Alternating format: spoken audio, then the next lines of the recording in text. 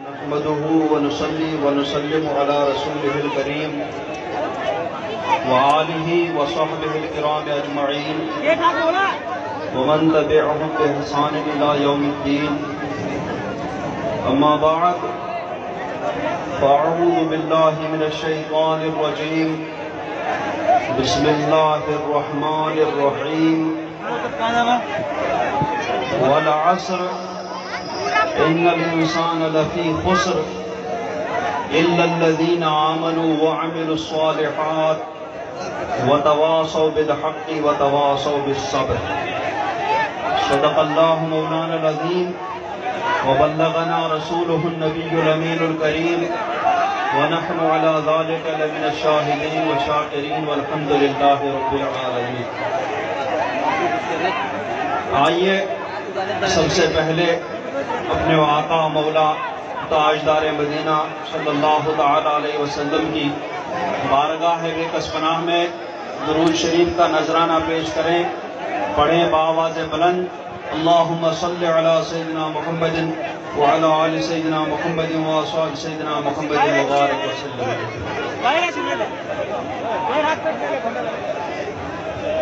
میں نے جس سورہ مبارکہ کی تلاوت کا شرف حاصل کیا یہ قرآن شریف کی ایک بہت مختصر سورت ہے، لیکن اختصار کے باوجود یہ دین و دنیا کی سعادتیں اپنے اندر سمیٹے ہوئے ہیں. اس میں پروردگار عالم نے کامیابی کے 4 اصول ارشاد فرمائے ہیں کہ اصل کامیابی کیا ہے، اور سادہ انداز میں نہیں بلکہ تاکید کے ساتھ قسم یاد فرما کر کے کامیابی کے یہ 4 اصول ارشاد فرمائے ہیں. فرماتا ہے والعصر، عصر کی قسم. بعض مفسرین فرماتے ہیں کہ اس سے مراد نماز عصر ہے. نماز عصر کی بہت اہمیت ہے. خود قرآن پاک میں اللہ رب العزت ارشاد فرماتا ہے حافظوا علی الصلوات والصلاۃ الوسطی، نمازوں کی پابندی کرو، بالخصوص درمیانی نماز یعنی نماز عصر کی. اس اہمیت کے پیش نظر عصر کی قسم یاد فرمائی گئی. بعض نے فرمایا نہ عصر سے مراد زمانہ ہے، کیونکہ زمانے میں بے شمار عجائب اور غرائب کا ظہور ہوتا رہتا ہے. اللہ تبارک و تعالی کی بہت ساری نشانیاں ظاہر ہوتی رہتی ہیں. اس وجہ سے زمانے کی بہت بڑی اہمیت ہے، اس لیے اس کی قسم یاد کی گئی. بعض نے فرمایا نہیں، زمانے سے مطلق زمانہ مراد نہیں، بلکہ اس سے مراد سرکار دو عالم صلی اللہ تعالی علیہ وسلم کا زمانے برکت نشان ہے. کیونکہ اس زمانے میں دنیا کو ظلم و ستم سے نجات دینے والی ذات گرامی دنیا کو کفر اور جہالت کے دلدل سے نکال کر کے ایمان اور علم کی روشنی میں لانے والی شخصیت کا ظہور ہوا. اس زمانے میں سرکار دو عالم صلی اللہ تعالی علیہ وسلم کا ظہور ہوا، اس لیے وہ بہت بڑی اہمیت کا حامل ہے. اس لیے اللہ تبارک و تعالی نے آپ صلی اللہ تعالی علیہ وسلم کے زمانے کی قسم یاد فرمائی. اب قسم یاد فرمانے کے بعد اللہ رب العزت ارشاد فرماتا ہے ان الانسان لفی خسر. ان یہ بھی تاکید اور زور پیدا کرنے کے لیے آتا ہے. پھر اس میں لفی خسر میں لام وہ بھی تاکید اور زور پیدا کرنے کے لیے لایا جاتا ہے. تو قسم کے ذریعے تاکید فرمائی, پھر ان لا کر کے تاکید فرمائی, پھر لام تاکید کے لیے تاکید فرمائی, پھر فرمایا ان الانسان لفی خسر. یہ تمام تاکیدات کس لیے؟ اس لیے کہ بے شک انسان ضرور خسارے میں, بے شک انسان گھاٹے میں ہے. اب کیا انسان, فرعون بھی انسان گزرا ہے, نمرود بھی انسان گزرا ہے, قارون بھی انسان گزرا ہے. نمرود نے پوری دنیا پر حکومت کی, طاقت حاصل کی. فرعون نے بھی بادشاہت کی, اتنی طاقت حاصل کی کہ اس کو اپنی طاقت پر اتنا گھمنڈ ہوا, اتنا تکبر ہوا کہ خود خدائی کا دعویٰ کر بیٹھا. لیکن اتنی طاقت کے باوجود اللہ رب العزت ارشاد فرماتا ہے ان الانسان لفی خسر. حکومت کی ساری دنیا پر لیکن پھر بھی خسارے میں رہے. فرعون نے خدائی کا دعویٰ تک کیا, طاقت حاصل کی, پھر بھی خسارے میں رہے, نقصان میں رہے. قارون نے خزانے جمع کیے, دولت جمع کر لی, لیکن پھر بھی وہ خسارے میں تھا, نقصان میں تھا.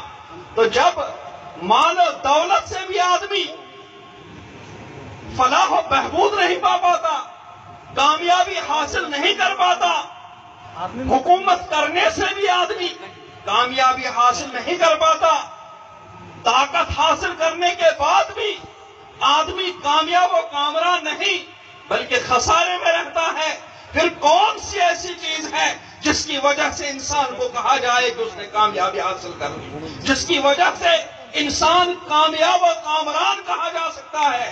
وہ کون سی چیز ہے؟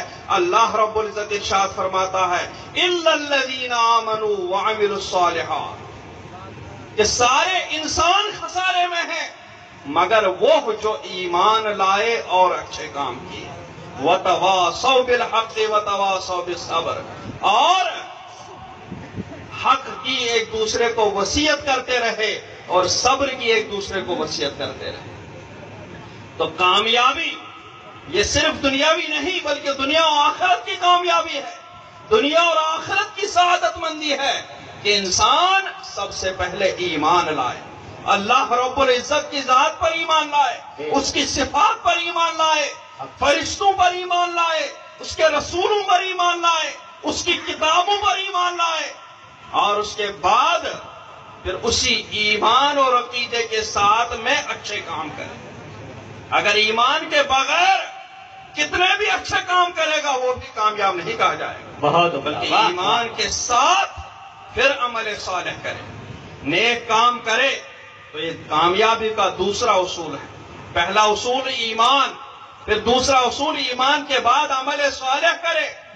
پھر وہ چراغ ہی کیا جو صرف اپنے آپ کو روشن کرے, بلکہ چراغ وہی ہے جو اپنے آپ کو روشن کرنے کے ساتھ ساتھ اپنے آس پاس کو بھی جگمگائے. تو ایمان اور عمل کرنے کے بعد پھر اس کو اپنے ہی تک محدود نہیں رکھے گا بلکہ وتواصوا بالحق, خود تو ایمان لائے گا, خود عمل صالح کرے گا, پھر دوسروں کو بھی حق کی وصیت کرتا رہے گا, دوسروں کو بھی ایمان کی طرف بلائے گا, عمل صالح کی طرف بلائے گا. وتواصوا بالصبر, اور صبر کی ایک دوسرے کو وصیت کرتے رہے. صبر کا بہت وسیع مفہوم ہے. نفس کو اس کی ناپسندیدہ چیزوں پر روکنے کا نام صبر ہے. اب نفس جن چیزوں کو ناپسند کرتا ہے انہی چیزوں پر اس کو روکے رکھنا یہی صبر ہے. اب نماز کو نفس پسند نہیں کرتا ہے, روزے کو نفس پسند نہیں کرتا ہے, لیکن نماز پڑھنا یہ بھی صبر میں آتا ہے, روزہ رکھنا یہ بھی صبر میں آتا ہے, حرام کاموں کو چھوڑ دینا نفس کو ناپسند ہے لیکن حرام کاموں کو چھوڑ دینا یہ بھی صبر کہلاتا ہے. اور مصیبتیں یہ بھی نفس کو برداشت نہیں ہے، لیکن مصیبتوں کو بھی برداشت کرنا اور مصیبتوں میں بالکل لغزش نہ کھانا، صبر و تحمل کے ساتھ اللہ رب العزت کی رضا پر راضی رہ کر کے، اس کے تقدیر پر راضی رہ کر کے اس کا نیک اور فرما بردار بندہ ہونے کا اظہار کرنا ہے، یہ بھی صبر کہلاتا ہے. تو مصیبتوں میں بھی صبر، عبادات پر صبر، طاعات پر صبر، فرما برداری پر صبر، شیطان سے دور رہنے پر صبر، یہ سب صبر کے وسیع مفہوم میں شامل ہیں. اور مصیبتیں نازل ہوں، کسی کی موت ہو جائے، ارشاد ہوا ہے کہ موت پر کہے انا للہ و انا الیہ راجعون. جس چیز سے بھی تکلیف پہنچے اس چیز پر انا للہ و انا الیہ راجعون کہنا، اس سے اس چیز کا نعم البدل مل جاتا ہے.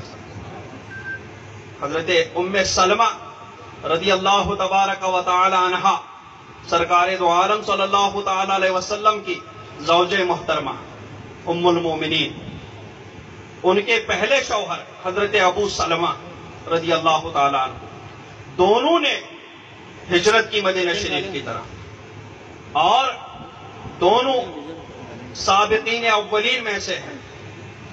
ہجرت کرنے کے بعد پھر کچھ عرصے بعد حضرت ابو سلمہ رضی اللہ تعالی عنہ کا وصال ہو گئے. تو حضرت ام سلمہ رضی اللہ تعالی عنہ بہت غمگین ہوئی، بہت اداس رہنے لگی. سرکار دو عالم صلی اللہ تعالی علیہ وسلم نے ارشاد فرمایا صبر کرو، انا للہ و انا الیہ راجعون کی سرکار نے تلقین فرمائی کہ تم صبر کرو گے، استرجاع پڑھو گے، اللہ تبارک و تعالیٰ ان کا نعم البدل دے دے گا. تو حضرت ام سلمہ رضی اللہ تعالیٰ عنہ فرماتی ہیں کہ میں سوچ رہی تھی کہ میرے شوہر اتنے اچھے، حضرت ام سلمہ پہلے ایمان لانے والوں میں سے ہیں اور ہجرت کرنے والوں میں سے بھی ہیں، اتنا بڑا شرف حاصل کرنے والے میرے شوہر، اب ان کے بعد ان سے زیادہ اچھا ان کا نعم البدل مجھے کہاں سے مل پائے. تو فرماتی ہے لیکن میں نے صبر کیا، میں نے سرکار صلی اللہ تعالی علیہ وسلم کے ارشادات پر عمل کیا، اور اس کے بعد میں نے دیکھا کہ اس کا نعم البدل مجھے مل گیا. مجھے سرکار دو عالم صلی اللہ تعالی علیہ وسلم نے اپنی زوجیت میں لے کر کے نکاح کر کے مجھے اپنی زوجہ ہونے کا شرف عطا فرمایا. تو دوستو مصیبتوں پر صبر کرنا، کیونکہ ساری چیزیں اللہ تبارک و تعالیٰ کی دی ہوئی رہتی ہیں.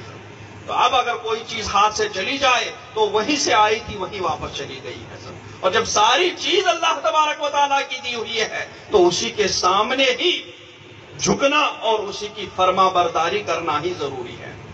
یہ 4 اصول قرآن پاک نے ارشاد فرمائے ہیں: ایمان، عمل صالح، اور ایک دوسرے کو حق کی وصیت کرنا، ایک دوسرے کو صبر کی وصیت کرنا. جس نے ان 4 اصولوں کو اپنایا وہی اس دنیا میں بھی کامیاب و کامران رہا. اس کے پاس چاہے دولت ہو یا نہ ہو وہ پھر بھی کامیاب و کامران ہے، اس دنیا میں بھی اور آخرت میں بھی. اس کے پاس طاقت رہے نہ رہے وہ اس دنیا میں اور آخرت میں کامیاب ہے. اس کے پاس دولت اور حکومت رہے یا نہ رہے وہ تب بھی اس دنیا میں بھی کامیاب ہے اور آخرت میں بھی کامیاب ہے. آپ لوگوں نے دیکھا ہوگا جو ان 4 اصولوں پر چلے انہیں حکومت بھی ملی، انہیں طاقت بھی ملی، انہیں دولت بھی ملی، لیکن انہوں نے ان سب کو ٹھوکر مار کر کے انہی 4 اصولوں پر عمل کر کے اپنے رب العزت رب کی بارگاہ میں تشریف لے گئے. اور اس کے بعد کیا ہوا؟ سرکار دو عالم صلی اللہ تعالی علیہ وسلم کے بعد صحابہ کرام رضوان اللہ تعالیٰ عنہم اجمعین تو اس سورہ مبارکہ کو اتنی اہمیت دیتے تھے، اس سورہ مبارکہ کو اتنا اعزاز دیتے تھے کہ جب کبھی ایک دوسرے سے رخصت ہو جاتے تھے تو ایک دوسرے کو یہ سورت پڑھ کر کے سنا کر کے ایک دوسرے سے رخصت ہو جاتے تھے. پہلے کامیابی کے 4 اصول بتاتے تھے، تب ایک دوسرے دوسرے کو الوداع کہہ کر کے رخصت ہو جاتے تھے۔ اتنی زیادہ اہمیت کی سرکار دو عالم صلی اللہ علیہ وسلم نے اپنے صحابہ کو اس سورہ مبارکہ کی بتائی، اور صحابہ کرام نے اس کی اہمیت کو برقرار رکھا اور ان اصولوں کو اپنایا، تو دنیا میں صحابہ کرام کو بھی کامیابی کامرانی حاصل ہو گئی، اور ایسی کامیابی اور کامرانی حاصل ہو گئی کہ رہتی دنیا تک وہ کامیابی کامرانی کوئی حاصل نہیں کر سکتا ہے۔ ان کے بعد تابعین کرام نے ان اصولوں کو اپنایا، انہیں بھی کامیابی کامرانی حاصل ہوئی۔ ان کے بعد تابعین نے اپنایا، اولیاء کاملین نے اپنایا، غوث اعظم نے ان 4 اصولوں کو اپنایا، وہ کامیابی کامرانی حاصل کی جو کسی نے حاصل نہیں کی۔ سرکار دو عالم صلی اللہ تعالی علیہ وسلم کے غلاموں نے ان 4 اصولوں کو اپنایا، حضرت خواجہ غریب نواز نے ان 4 اصولوں کو اپنایا، وہ کامیابی کامرانی حاصل ہوئی، وہ حکومت حاصل ہوئی کہ لوگ بھی غیر بھی کہنے پر مجبور ہو گئے کہ ہندوستان کی حکومت آج بھی خواجہ غریب نواز کر رہے ہیں، ہندوستان کی طاقت آج بھی خواجہ غریب نواز کے زیر مبارک پر ہے۔ ایسی حکومت، ایسی دولت حاصل ہوئی وہاں پر کہ خود وہاں پر غریب سے غریب بھی پہنچ جائے تو مالدار ہو کر کے نکل جاتا ہے، دولت مند ہو کر کے نکل جاتا ہے، طاقتور ہو کر کے نکل جاتا ہے۔ اعلیٰ حضرت نے ان 4 اصولوں کو اپنایا، مفتی اعظم نے ان 4 اصولوں کو اپنایا، تاج الشریعہ نے ان 4 اصولوں کو اپنایا، اور یہ 4 اصول اپنا کر کے ان پر عمل پیرا ہو کر کے ایسی بادشاہت حاصل کی، ایسی حکومت حاصل کی، ایسی طاقت حاصل کی، ایسی دولت حاصل کی کہ وہ رہے نہ رہے، وہ اس دنیا سے تشریف تو لے گئے ہیں لیکن آج بھی انہی کے در کا کھا رہے ہیں، آج بھی انہی کی حکومت چل رہی ہے۔ ہندوستان میں نہیں، پوری دنیا میں بھی انہی کی حکومت چل رہی ہے، پوری دنیا ان کا صدقہ کھا رہی ہے، انہی کا نیاز کھا رہی ہے۔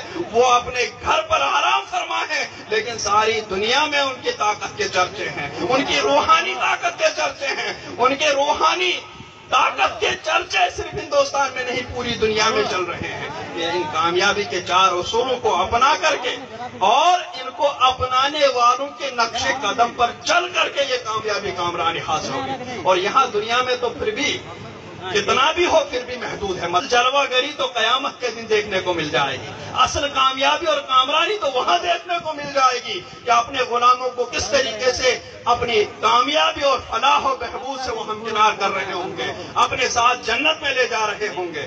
یہ اس سورہ مبارکہ کی برکت ہے۔ اللہ تبارک و تعالی ہمیں اس سورہ مبارکہ کے اور پورے قرآن پاک کے احادیث کریمہ کے احکامات پر عمل کرنے کی توفیق عطا فرمائے، اور ان 4 اصولوں کو اپنانے والے بزرگوں کے، اپنے محبوبوں کے نقش قدم پر چلنے کی توفیق رفیق عطا فرمائے، اور ان کی بہت آبیاری جو اس دور میں اعلیٰ حضرت امام احمد رضا قدس سرہ نے فرمائی ہے اور ان کے اولاد نے فرمائی ہے، اللہ تبارک و تعالی ہمیں ان کے نقش قدم پر چل کر کے ان کامیابی کے اصولوں پر عمل کرنے کی توفیق عطا فرمائے۔ وصلی اللہ تعالی علی خیر خلقہ محمد وعلی آلہ وصحبہ اجمعین۔